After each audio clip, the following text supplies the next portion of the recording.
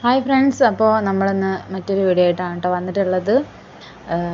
വേറെ ഒന്നല്ല, നീന്തൽ തന്നെയാണ് കേട്ടോ. അപ്പോൾ നീന്തൽ പഠിക്കാൻ പോവുകയാണ് എല്ലാവരെയും കൂടിയിട്ട്. കാര്യമായിട്ട് മോനെ നീന്തൽ പഠിപ്പിക്കാൻ വേണ്ടിയിട്ടുള്ള ഉദ്ദേശത്തിൽ ഇറങ്ങിയതാണ് കേട്ടോ.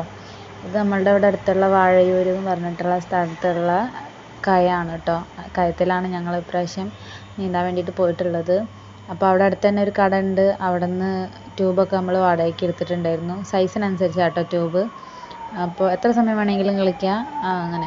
അപ്പോൾ നമ്മൾ എന്താ പറയുക, ട്യൂബൊക്കെ വാടകയ്ക്ക് എടുത്തിട്ട് അങ്ങനെ നീന്താൻ ഇറങ്ങിയതാണ് കേട്ടോ. ട്യൂബ് ഉള്ളതുകൊണ്ട് ഒരു സമാധാനത്തിൽ അങ്ങനെ ഇറങ്ങിയതാണ്. എനിക്കും നീന്തലൊന്നും അറിയില്ല, എന്നാലും ട്യൂബൊക്കെ ഇട്ടിട്ട് ഇങ്ങനെ മെല്ലെ തന്നെ നീന്താൻ പഠിച്ചിട്ടോ. കുറേശ്ശൊക്കെ നീന്താൻ പഠിച്ചു, നല്ല രസമുണ്ടായിരുന്നു. പക്ഷേ ചില്ലറ പരിപാടിയല്ല നീന്തൽ എന്നുള്ളത് മനസ്സിലായി. കാരണം നമ്മുടെ കൈയും കാലൊക്കെ നന്നായിട്ട് എന്താ പറയുക, വേദന എടുക്കുകയോ കുഴയുകയോ എന്തൊക്കെയോ ആവും. കാരണം നമുക്ക് ഫസ്റ്റ് ടൈം അല്ലേ, നീന്തിയിട്ട് ശീലവും ഇല്ലല്ലോ.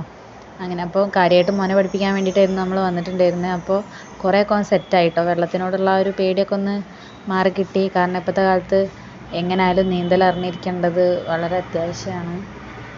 അങ്ങനെ അപ്പോൾ ഓന് വെള്ളത്തിൽ ആ ട്യൂബ് ഇട്ടിട്ട് ഇറങ്ങാനൊരു ധൈര്യമൊക്കെ ആയിട്ടോ. ഇനി പതിയെ അങ്ങനെ നീന്തൽ കംപ്ലീറ്റ് അവനെ പഠിപ്പിച്ച് സെറ്റാക്കണം. അപ്പോൾ നല്ല രസമുണ്ടായിരുന്നു. നമ്മൾ അവിടെ നിന്ന് ഇറങ്ങാൻ ഒരുപാട് സന്ധ്യയായിട്ടോ. 6 മണിയും കഴിഞ്ഞിട്ട് നമ്മൾ ഇറങ്ങാൻ തോന്നിയില്ല. കാരണം നല്ല രസമുണ്ടായിരുന്നു വെള്ളത്തിൽ ഇങ്ങനെ നീന്തി കളിക്കാൻ വേണ്ടിയിട്ട്. അപ്പോൾ കുറേയൊക്കെ മോനും സെറ്റായിട്ടുണ്ട്. ഓന് പേടിയുണ്ടായിരുന്നു ആദ്യം, പക്ഷെ പിന്നെ ആ ട്യൂബൊക്കെ ഉള്ളതുകൊണ്ട് ആശാന് ഭയങ്കര സന്തോഷം. എന്താ പറയുക, ഒരു ധൈര്യം കിട്ടി കേട്ടോ. പൊന്തി തന്നെ കിടക്കും എന്നുള്ളത് മനസ്സിലായി.